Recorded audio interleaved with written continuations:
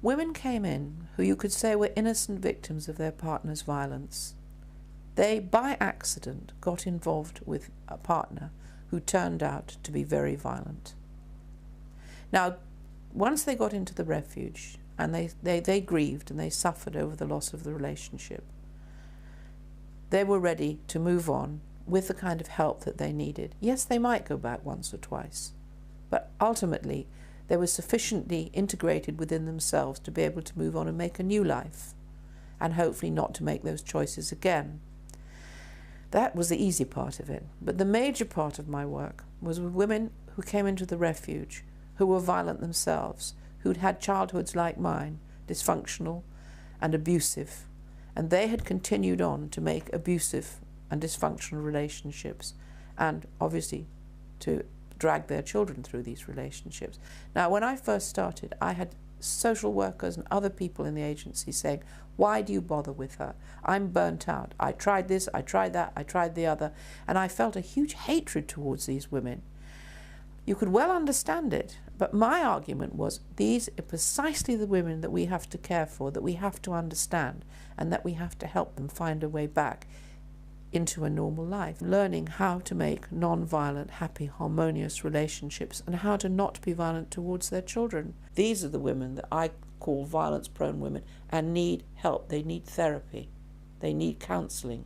They need time to relearn things that they'd never learned in childhood. But what about the argument that a woman is never responsible if she's involved? That's the feminist perspective. That's probably one of the most insulting things you can say to women. I mean, as you would to slaves. You're not responsible for anything. You have no choices. You are such a poor, weak thing that you can't decide who you make a relationship with. That's rubbish. The fact is, all of us are responsible for our own decisions and for our own choices of relationships. At the end of the day, if you stay in an abusive relationship, you're at least 50% responsible for that abuse. And that's harsh, but you could have left. You can leave at any time, and I know you don't. You may feel you can't leave, but that's you, and that's your story. That's a game you're playing on yourself, and it's the same. This isn't just about women; it's about men as well. Lots of men stay in abusive relationships, and I'd say the same to them. You're at least 50% responsible for that. Take responsibility for what's happening to you. You can leave at any time. You've got power there. What they're more or less saying is that women aren't responsible for their own actions, and when it came down to domestic abuse, they would then go further and actually say in almost all cases it's violence by men against women, and that the few occasions where it's women against men is so small as to not warrant any sort of comment at all. And in fact, I expect if you press them on that, they would probably say, well, the men were abusers and it was just a woman hitting back. Now, I don't know what drives these women to hate men so much, but when you read stuff like that, where they say in almost all cases, and that all of their literature is absolutely just soaked up with the male is the violent one, the male is the aggressor, the male is the criminal, the woman is not responsible for it. I mean, they almost actually talk about women as if they're some sort of low IQ imbecile. First and foremost is when a woman comes in, or even a man, and says, look, I am a victim of this situation.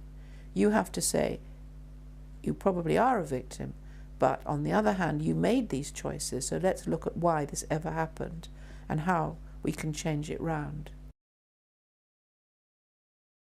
Would you say that the violence-prone woman is more common than the battered woman? Yes, I would say that one of the tragedies of all this is that the high percentage, as we know in prisons and mental hospitals and within these relationships, are children who've come from battered and abused and sexually abused backgrounds. And that is a much higher percent than people who get, by accident, innocent victims, become involved in a violence-prone relationship. So the most important part is to recognise, are you, and this is what I used to say in working with the women, do you see yourself as an innocent victim of your partner's violence? Or, and this is much more likely to be the case, this is probably 80% of the women coming in, well, as it is 62%, let's say, because those I could actually document, those women were either more violent than the men they left, or the violence was consensual. Indeed, she was battered, she was bruised, and in many cases those were the worst beatings, but she was just as violent as he was. So the violence was consensual.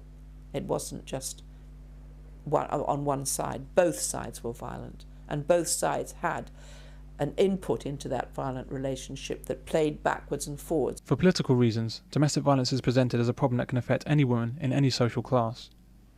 This subject has been a subject which used to be taboo. You know, people thought it didn't affect you if you were intelligent or bright or advantaged, and maybe it was only for those who were poor. The tragedy for domestic violence is it can affect everyone and anyone.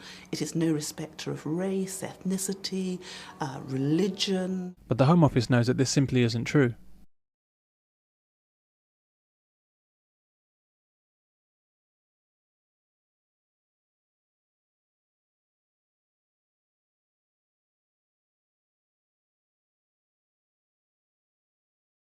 It happens with people who have personality disorders, and many of the women who are extremely violent and irrational have personality disorders, and they will use anything to get what they want. It's very confined to those who have personality problems, to those who have violent tendencies, social relationship problems. The vast majority of domestic violence incidents that take place in the country can be confined mostly to these relatively small groups of dysfunctional people, if I could put it that way. For example, some 2% of women have something called borderline personality disorder, and this is characterized by them being hysterical, histrionic, and constantly creating problems and accusing others of being the cause of their problems. These are the kind of women who are constantly alleging that they have been abused by someone, somewhere, sometime, often by their own children. They are forever victims. And Erin Pizzey, who was the founder of the Refuge Centre for Women, describes them as emotional terrorists. They're often also very violent. What I call women as terrorists, because women in relationships tend to behave like terrorists. A lot of the violence is subterranean. 2% of women seem to have this problem, but I would say, judging from what I have seen, that an extra 3% of women are close to having this problem. And so, loosely speaking, one could say that about 5% of females, and probably 5% of males, are severely dysfunctional. 5% of females in this country is about 1 million females. And my belief is that most of the domestic violence problems are caused by those 5% of females and the corresponding 5% of males.